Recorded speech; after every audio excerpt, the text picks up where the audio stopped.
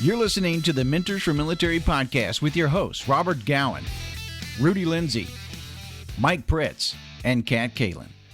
Good. How are you? Good. When I listened to the podcast with Bram, and you were talking about how you were, I guess, mechanized infantry when you first came out of West Point. Yeah.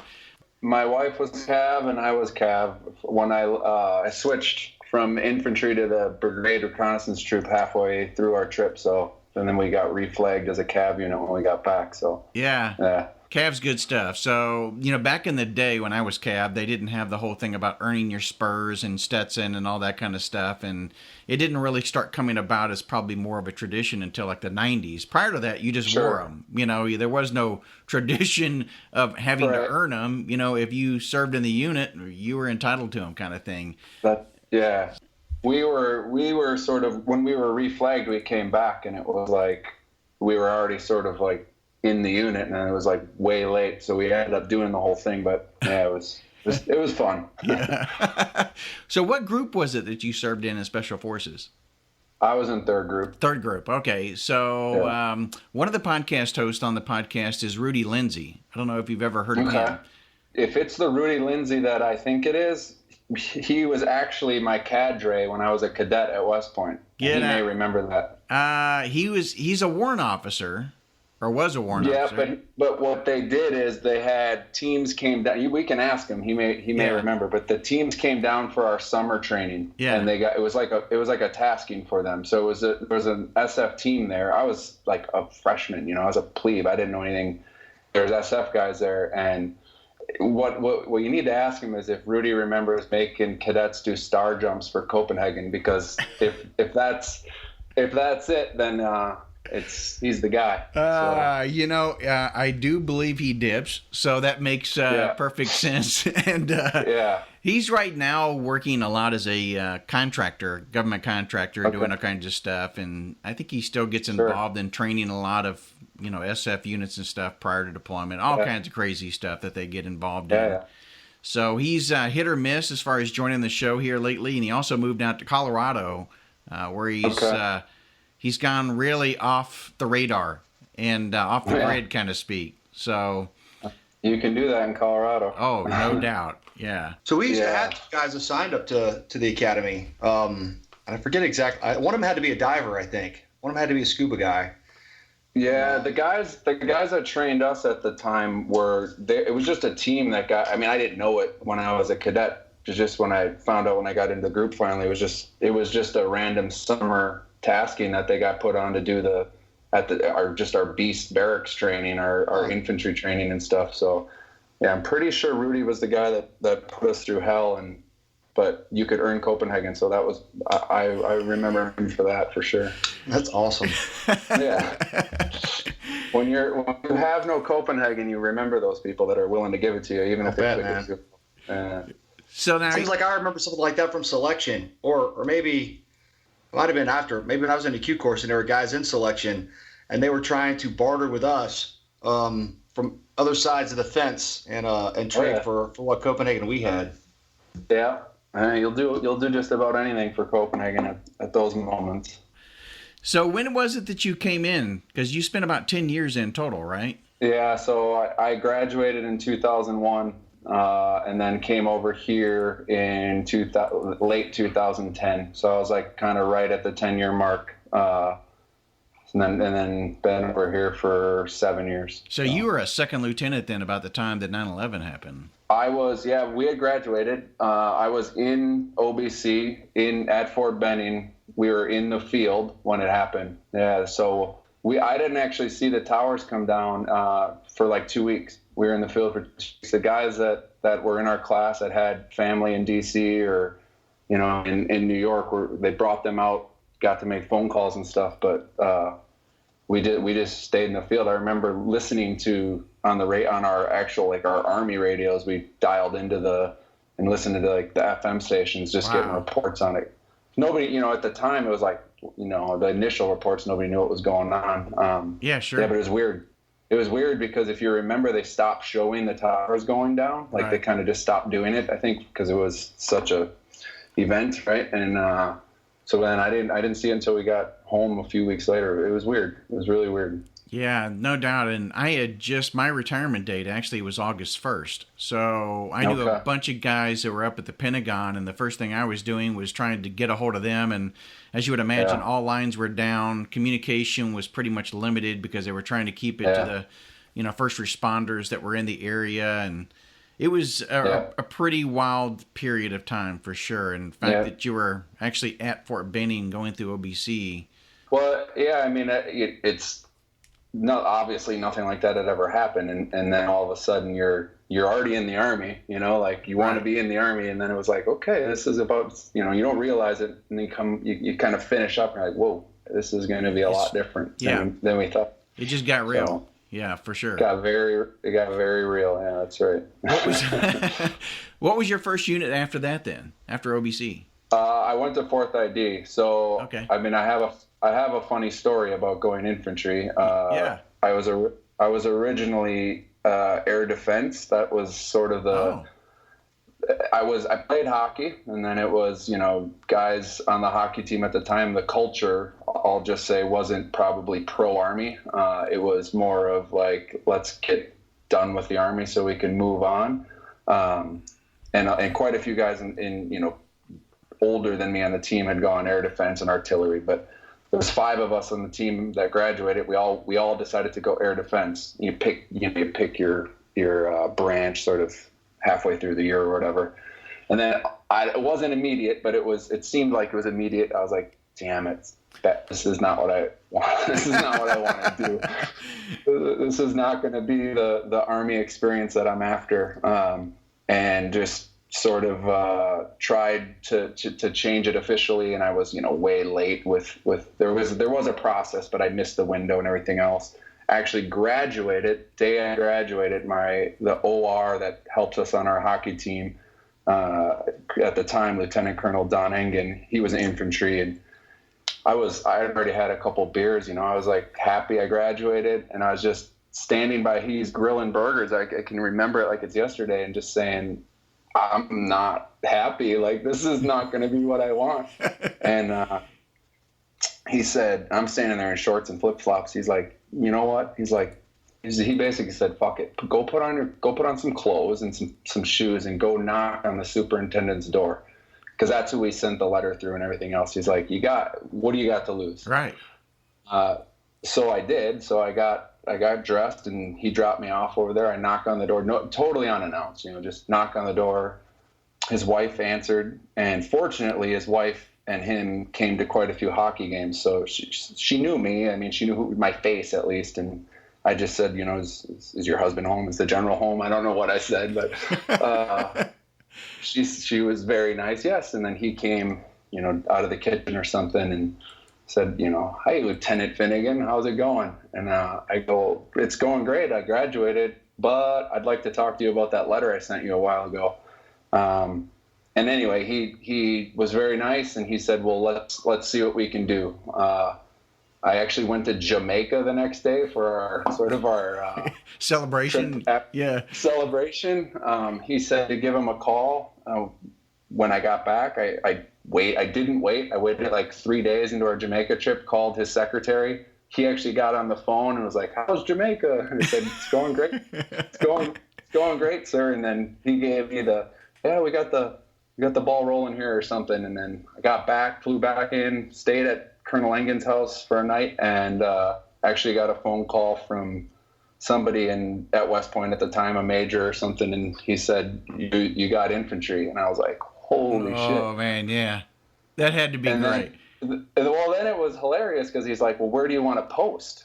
And like in my head, I'm like, did I just like jump the whole system? Because my grades weren't great, so I was not going to get the best posting anyway. And I'm like, Hawaii, all the best places, thinking I'm going to get it. And go back to Minnesota, just hanging out. Got a month or whatever in between. And he calls me back and he's like, you're going to Fort Hood, the 4th ID. Of course. I was like, I'll take it. So yeah. If you look it up, like in the yearbook and stuff, it looks like I went air defense, but I was fortunate enough to go infantry. Oh, that's a great story, and it really goes to show that, especially as far as what it is that you select that you'd like to go to, is usually the place that they are less likely to send you. It's always been the case. So guys would start figuring that out, and they'd put on Korea and stuff like that. Oh no, we're not gonna send you where you want to go. We're gonna send you where we want you to go. So, that's right. That's right. Beggars can't be choosers in my situation. So I was just pumped that I got in. So you went. When did you end up going to the Q course? How long did you end up staying in mechanized infantry before you end up going to Q? So I was like a first lieutenant. So I was like I told you, I graduated in 2001, and then did all the basic officer course, mechanized infantry, airborne school, ranger school, and then went to the unit. 9/11 had already, it just happened, as we were saying earlier. And then it was, so we deployed in 2003. We were supposed to be, coming from the north and everything through Turkey at the time, with 3rd ID coming from the south. And then they turned our boats around, and we ended up coming up through Kuwait. So we got we didn't get the initial push. We came in afterwards and then pushed all the way up north. So it was 2003. That deployment was 13 months. So 2004 came back, went to selection. And then I was in the Q course 05-ish, about. Okay.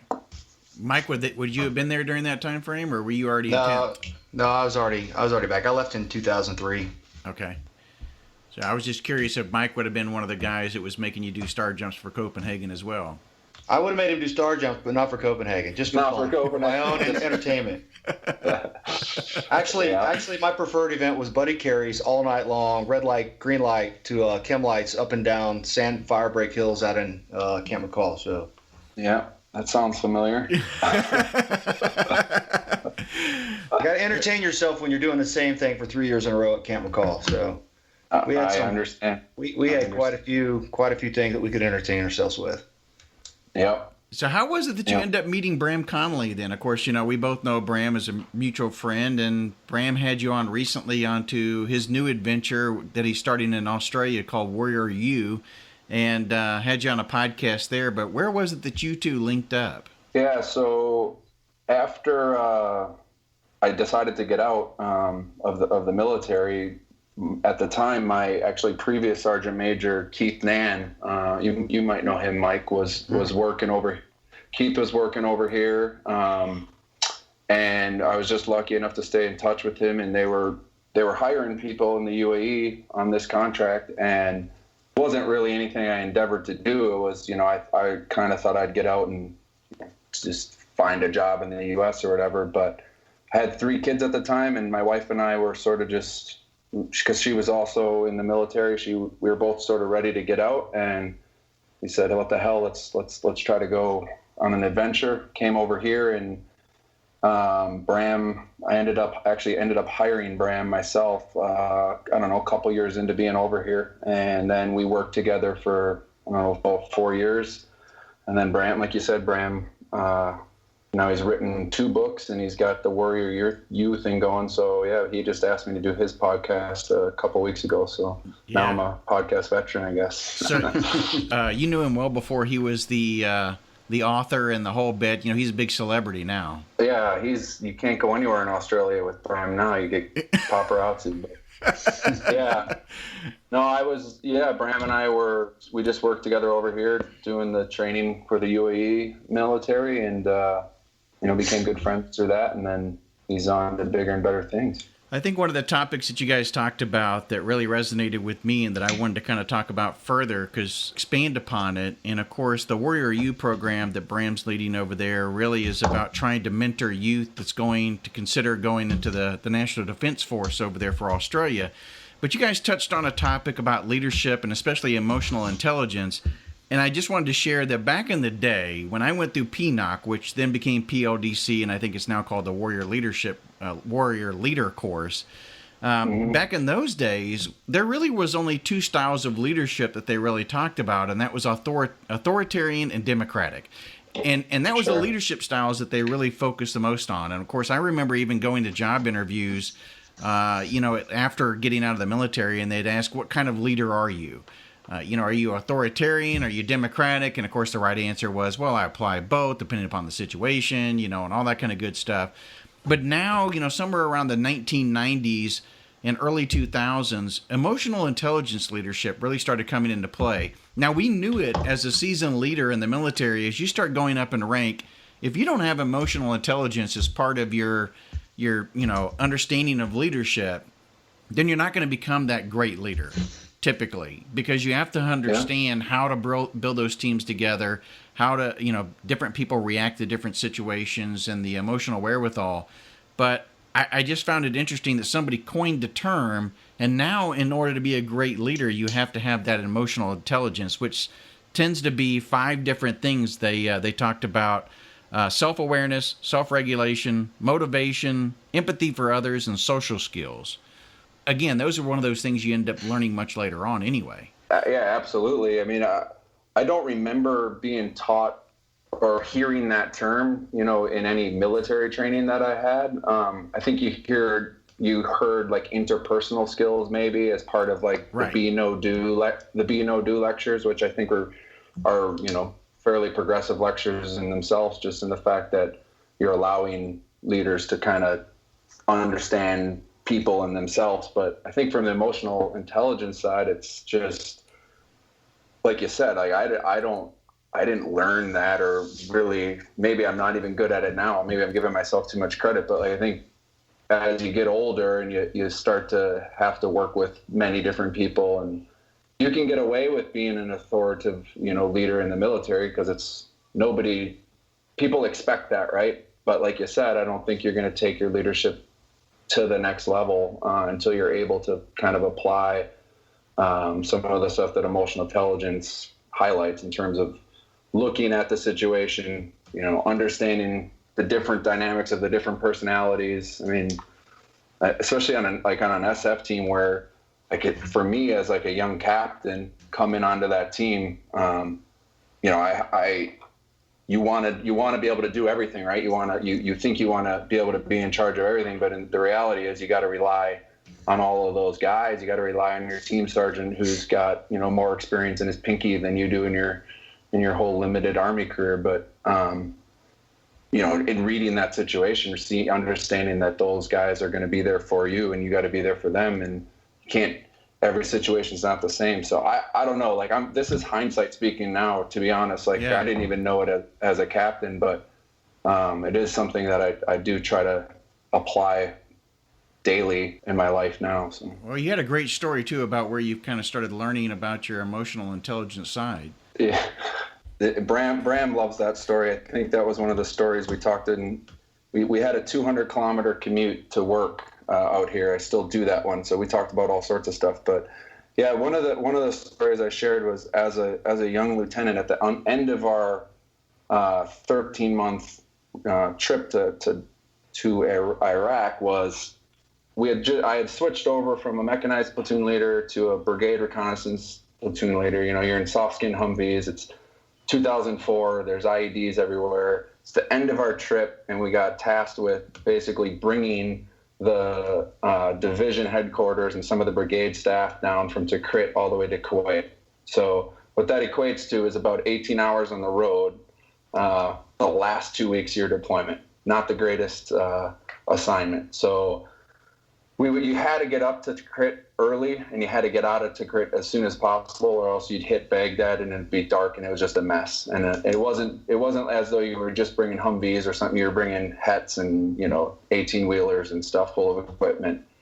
And then on top of that, the people that we were escorting back all have very important jobs. Not downplaying that, but they just hadn't been off their base, right? So they got to Iraq a year ago and then were staff and had stayed on their base the whole time. So they were legitimately nervous. And some of them were probably flat out scared about getting on the road and just trying to get down to Kuwait and get home. So anyway, we were up at the Tikrit at the division headquarters, picked up our people, and we just I couldn't get them to leave. And as the time's ticking by, I know what we're going to hit in Baghdad, and it's going to be dark and it's going to be ugly. So I was very professional to start with, and I was a first lieutenant, and I was dealing with an 06, and I was just, sir, we got to go, get your people on the truck. Let's do this. And it was it was just an excuse after an excuse, and none of it made sense. It was like, we were waiting on people to get stuff out of the PX and stuff, like just nonsense. So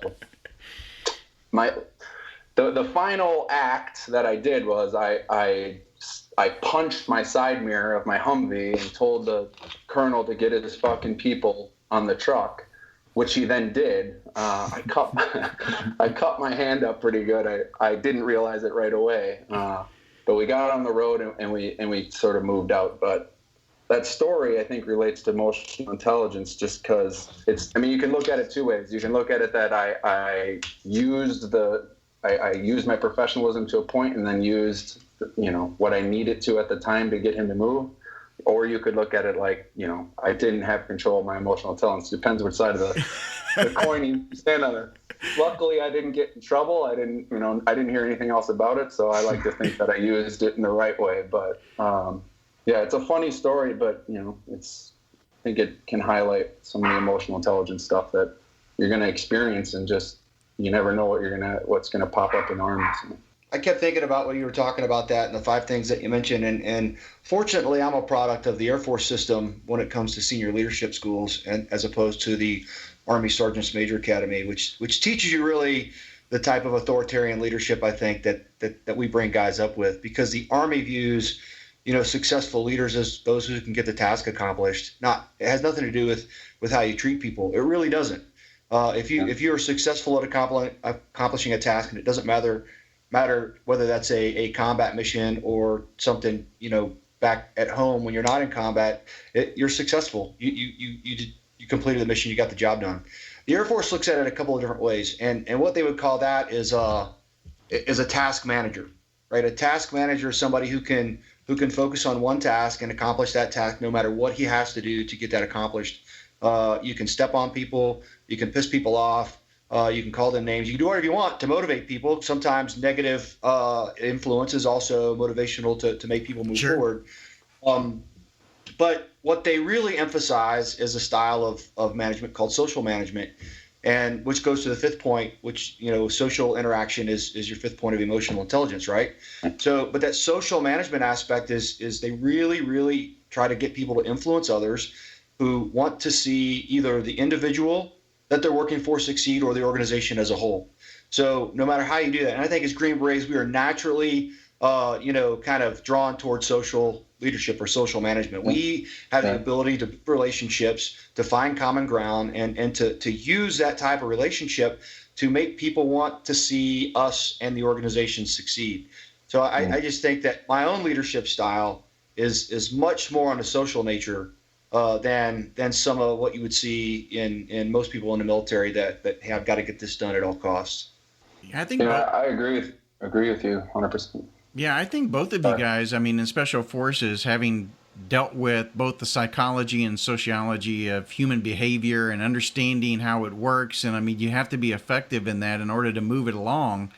If you can't get the buy-in from the indigenous forces that you're working with to try to help them understand the situation and to train them, and then you're not going to be successful. The mission's not going to be successful that you're actually going for. And it's much like the same type of thing when you think about it and trying to build teams, get them to be effective and get them to accomplish a mission. And if you don't understand the psychology behind that and what goes into it and the social interactions and stuff that must be the dynamic sometimes that we refer to, that goes on in building teams, well, you're not going to be successful either. Well, and Robert, something I've found is that, you can, as a social manager or as a social leader, you can cross that line. And so you've built the relationships, you put the hard work in, you're developing people, you're mentoring, right? That's what this podcast is about. And if you adopt that as a style of leadership, then there's going to come a time when you're under stress, something is too important to take the time to sit and discuss it, and you've got to just dig into people to get it done. People understand that. Generally, people don't get butt hurt if you get a little loud and say, I can't talk about it right now, get out and do what I asked you to do. They'll execute, right? They do that. And I used to have kind of or we try to have maybe a relaxed way in conveying that message so that it wasn't as harsh. But if you're a task manager, if you are the authoritarian leader, and that's the only way you know how to lead, you can never make that transition.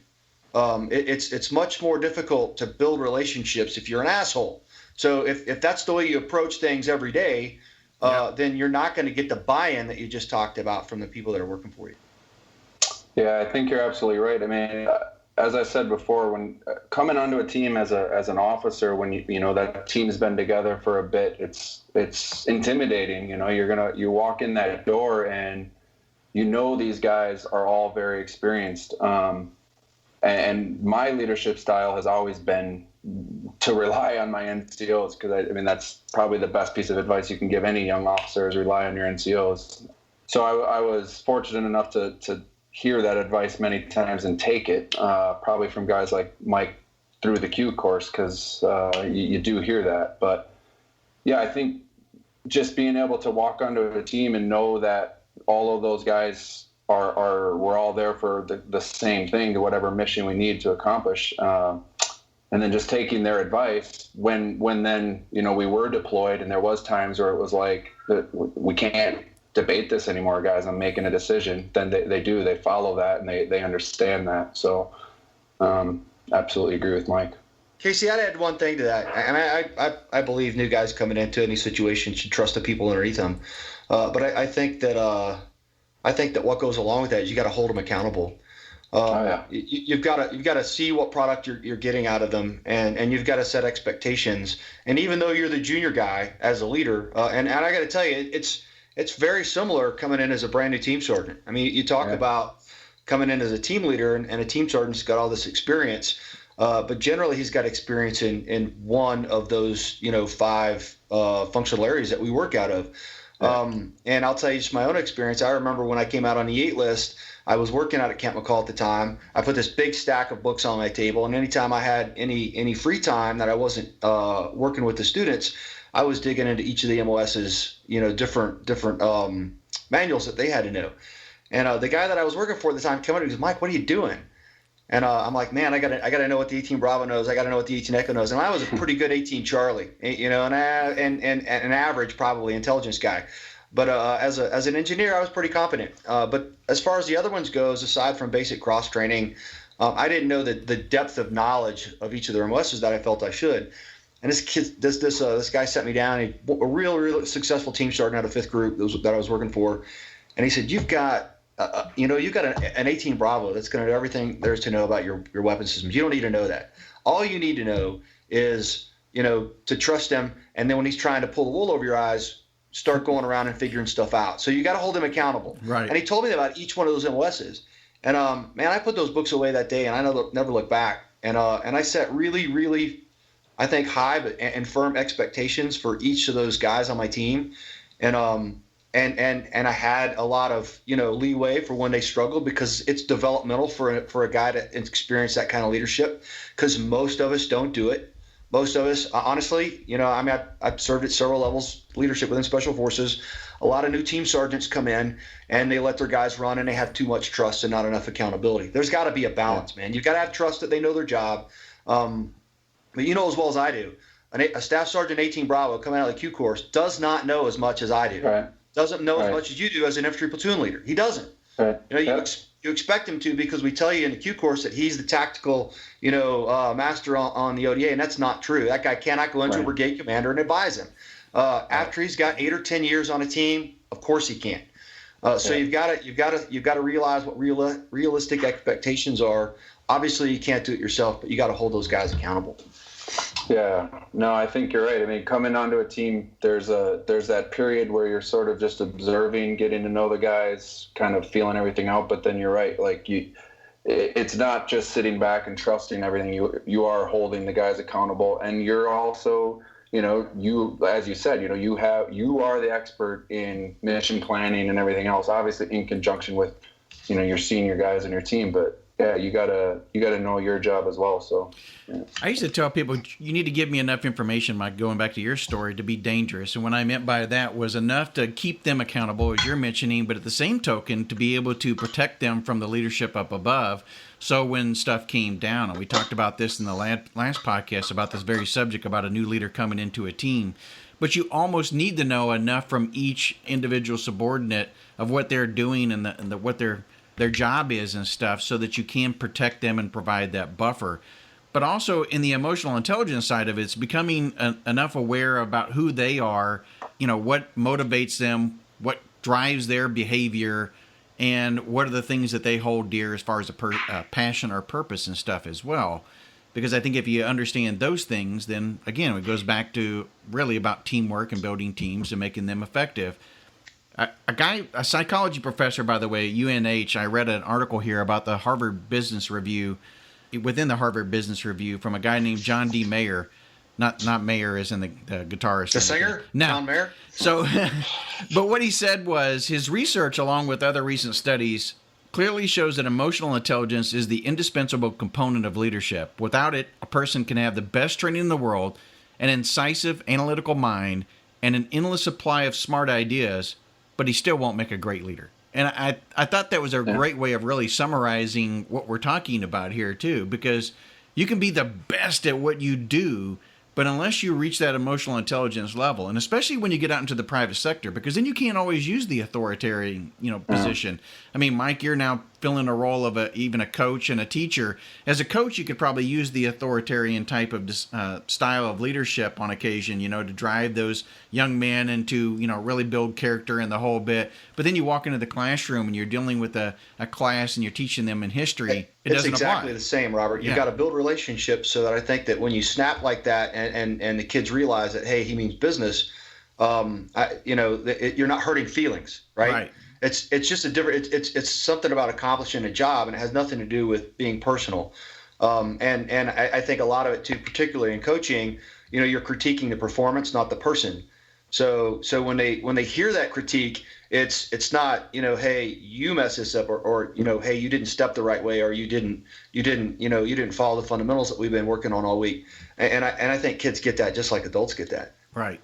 On an SF team in particular, where you can get away with telling a guy to pull his head out of his ass, you got guys on there that are all motivated by different things. Some guys they just love being in the Army, and that's what they want to do forever and ever. They just love being on a team, But you also have guys that are motivated by other things, younger guys that are growing their families and everything else. So I think the Army's doing a better job of this. I think the military is doing a better job. I think that comes with being at war for the last 15 years. Of you have to be aware of that person as a whole, holistically. You can't just be the Army guy. You have to know his family. You have to know what's going on inside. Is this, you just got on the team, is this his fourth rotation that you guys are about to go on? So taking care of the guy, taking care of the family so they can be a soldier, I think is super important. And just understanding that it's not a cookie cutter approach for each person. I've noticed that, obviously as I work in the civilian side, still with former military guys, but guys from all over the world now, it doesn't always work. That American in your face approach isn't necessarily the way Australians or Brits or somebody else operates. So kind of learning the ins and outs of those different cultures definitely will help you be a better leader. Well, when you talked about the motivation part of it, and you mentioned especially the passion for work that goes beyond money and status, I think that's an important factor that most leaders overlook. They don't realize that money doesn't drive everything. Reaching a rank or something like that will only do so much. You've got to find ways to motivate individuals outside of that as a leader.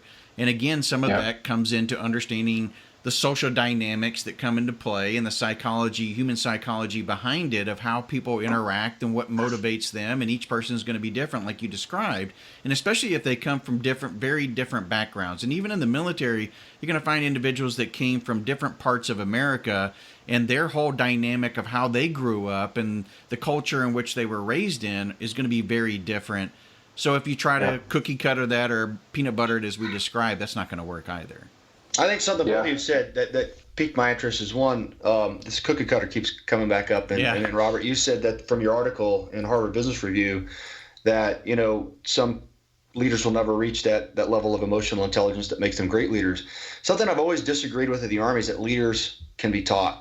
Yeah, I agree. I used to be one of those old promotion board questions, like, can you teach leadership, or is leadership kind of like a innate genetic type of thing? And I don't remember how the question used to be framed. Yeah, I remember that. But I always kind of thought, I was a captain of my high school football team. I've always kind of gravitated to positions like that. I'm very social. People tend to gather around me. And I think that good leaders do have those traits, and that you may be able to teach some different principles of leadership, which is what we try to do in the both the NCO and the officer education system. But even through professional military education, you can't teach great leadership. You can only teach some skills to get you through, maybe some problem solving, or you can teach combat skills and combat leadership skills that get you through mission planning. That'll help you put some control measures in place to make you successful. But you can never teach people to want to follow you. And that comes back to, these traits in emotional leadership, where you've got to have self-reflection. You got to know your limitations, and you have to be able to ask for help when you need help. And at least those of us on an A team generally have those types of guys around us, to where there's no one single guy on an A team that's the linchpin. I've never seen it. You see really, really high performers, but you never see that one guy that's the linchpin, that if you pulled him out, the entire mission is going to fail. Most of those guys will rise to the occasion because they're pretty good dudes. So I think that, while you can teach some leadership traits to give people the skills who have none, most people who really aspire to high levels of leadership and people want to follow them, they just have these relationship skills or the emotional intelligence qualities that we've been talking about that allow them to be successful. When you started talking about some of the things you just mentioned, it brought up a story about walking or watching individuals, especially in the combat arms area, where at times when you're a young, not even an NCO, but you're a private or a specialist or something of that nature, you're watching and observing the different styles of leadership. And sometimes it's the alpha male who ends up being the individual that's termed the leader. But then you have some of these people that are just more of the, what you guys like to refer to, the quiet professional. The individual that goes about their way of doing things might be very silent, but you can just see the leadership coming out of them. And they may be the team leader as opposed to the platoon sergeant, but they're the guy that you end up going to truly as the leader and walking and watching and everything else, because that's who you want to emulate. But the guy in charge, that's the E7, gets the authority because he has the rank behind it, but he acts more like the alpha male. So, you end up watching and observing these types of things, and the guy typically, and hopefully it's still the same way in the military, that's more of the team leader I described, that is more quiet and leads in a different manner, tends to be the types of leaders people would gravitate towards, and ends up staying longer in their military career and being more successful as well on the outside. I think every organization has informal leaders like you just described, and I honestly, and it's a lot of fun to be that guy. I try to be that guy all the time. And I haven't been in charge of anything for 2.5, 3 years. So it's fun to be the informal leader with no real consequences over your head, honestly. But what are you trying to do? A guy like me, who I consider myself a social leader, I'm trying to help the guy who is the boss be successful. And there's a different style that I may have about that. Right. But I can come in behind somebody who is not as kind of socially adept as me, and I can kind of smooth those mend fences, right? Right. And I think that you again, this is all about finding common ground and building relationships and mentoring people. And in my case now, it's a lot to do with kids, but you can see kids get upset over some of the smallest things, and sometimes all it takes is that calm demeanor to come in and talk to them. And I'm a little bit older than most of the people that I'm working with. Yeah. So I think that I've got a little bit of maturity, and I've made a lot of mistakes in my past. So when I see something like that happen, it's easy to come over and just pat a kid on the back and build them back up. And I think that, man, it's a lot of fun to be that informal leader. That, right. People don't appreciate it as much, I think, as they should.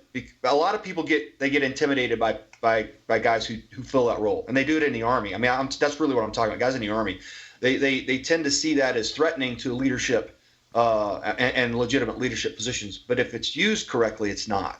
Yeah. Well, you think about you're influencing guys that are 15 to 18 years old. There's not much difference in maturity level between that and 18 to 21. No, not at all. Yeah, they really don't grow that quickly. A lot of my kids are heading right into the Army. A bunch of them into the regiment. So I think that it's the same. They're a little bit less mature than a 19 or 20-year-old. Right. But and that they get away from that when they get away from mom and dad. They'll grow up a little bit more. But I think the population is very similar.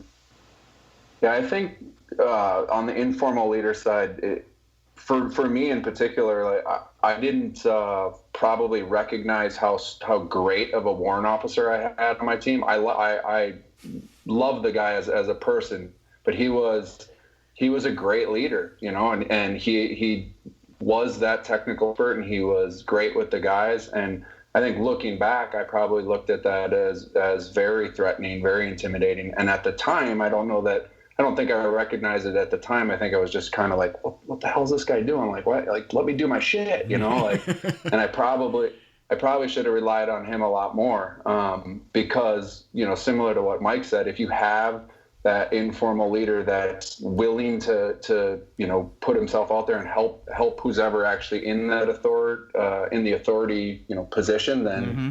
you have a really great asset there. So well, and that's a good point. Some people see them as a threat, that second person, and if you would have embraced them, you can really see a lot. And I've even seen opportunities where people do the good cop, bad cop kind of scenario. All right, hey Mike, you got a little cooler demeanor and everything else. I like to get out there. I got the safe personality. How about we team up? I'll be tough on the guys. You smooth it over. Together we'll build the team. I don't know that always works, but I guess there are situations where that does come in. I think it's great, Robert, when you recognize that you've got a guy like that, and right. I've had several of them. And I kind of talked about it in my own experience from trying to be an informal leader now, but I think that, really that comes from me having a few guys that I could really lean on.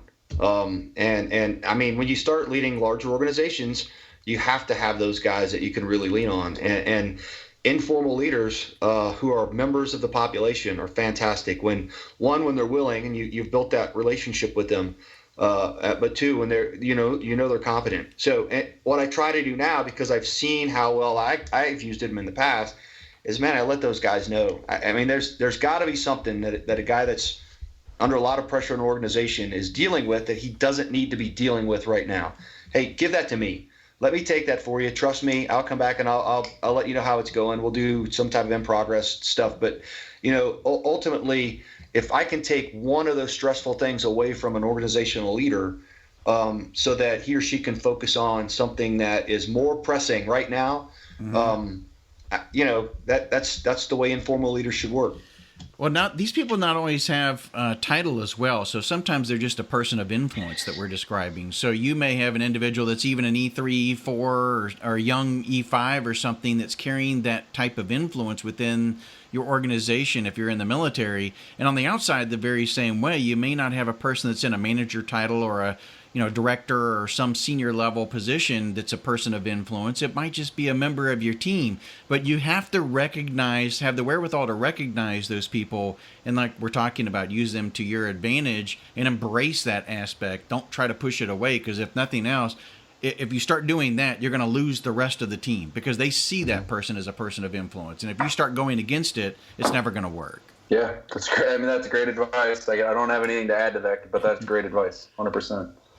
So we talked a little bit about the self-awareness, self-regulation, motivation, having empathy for others, and some of the social skills that come into the whole aspect of what's now being termed as this emotional intelligence or emotional IQ, emotional leadership, all these key little buzzwords. But really, it's about some of the basics that we describe. You're going to learn basic leadership when you come within the military or as you're coming within the private sector. But if you really want to be a great leader, I think it really comes back to what we've just described in emotional intelligence and having that wherewithal. Yeah, you need to understand yourself, right? Like, one of the things Bram, in particular, I found with working with him is he is probably one of the best people that I've ever worked with in terms of self-reflection. And he's not afraid to eat the humble pie, and he'll actually come back and apologize to you. You don't run into many people that are willing to do that, to eat their word. So if you can have that level of self-awareness about just how you act with other people, I think that aspect is huge. Something I work on, not nearly as good as it Bram and other people, but I think it's something that you can on a daily basis work on. And it's just as simple as knowing what you're doing. You mess up, go back to the guy. Hey, I messed up. Yeah. This is what I think we should have done. And you just have that conversation. People appreciate that. Yeah. Never good to be self-righteous. You got to make sure that you eat that humble pie. Yeah, that's right. reflection is something that I haven't really focused on until the last couple of years. I would kind of separate self-reflection from, AAR is a reflection, right? So we try to AAR everything in the military, what you did right, what you did wrong, how you can make improvements. But really that doesn't go on to the personal level that I think deep reflection really does. And my graduate program, they forced me to do that on multiple levels that I was not prepared to do. And I think only through that kind of, and I'm going to sound, all touchy-feely now because, here's this big old gray-haired Green Beret talking about, feelings, but only through real self-reflection do you find any kind of growth. And for me, I think that trying to apply previous lessons in leadership and life experience into a completely new type of, population, it really required that. So any of us that have, gained a lot of experience in the military, it's kind of one-dimensional, and you've got to really have that deep self-reflection to learn how to apply it somewhere else. And a lot of guys don't get that. A lot of guys think, man, I'm a badass and I can come right out and I can keep being a badass and I'm going to be successful everywhere that I've been. But I've failed a lot in the last couple of years trying to find my my new path that I'm going on. So I think self-reflection is kind of important to that. And you can probably cut all that out, Robert. Don't put any of that in there because, it makes me something. I'm going to leave every damn bit of that in there. My students listen to these and, Mr. Pritchard. Casey, it was a blast having you on. Thanks, guys. I really appreciate it. I've now listened to a few of your podcasts. You're definitely in my lineup. I got 400 kilometers to drive each day, so plenty of time to catch up. Oh, awesome. Again, Casey, thanks so much for joining us, man. Yeah, great talking to you, Casey. Thanks, Robert. Thanks, Mike. Thank you for listening to our podcast. You can follow us on Twitter, Instagram, and at Facebook by searching at Mentors, 4 MIL, and please subscribe to our podcast. It's free, and it ensures you're the first to hear our latest podcast show. We have several options depending upon your device, and we're at iTunes, SoundCloud, at Stitcher, and at TuneIn Radio. Hey everyone, Robert here. I love supporting veteran-owned companies, and Mentors for Military recently partnered with Skeleton Optics to offer a 10% discount to our listeners. That's right, 10%. These aren't your regular run-of-the-mill sunglasses, by the way. The frames are handcrafted in Italy with Zeiss Vision lenses. Use the code MENTORS4MIL or Mentors 4 MIL at skeletonoptics.com, and you'll receive your 10% discount automatically at checkout. Hurry up and get on over there to support a veteran-owned company.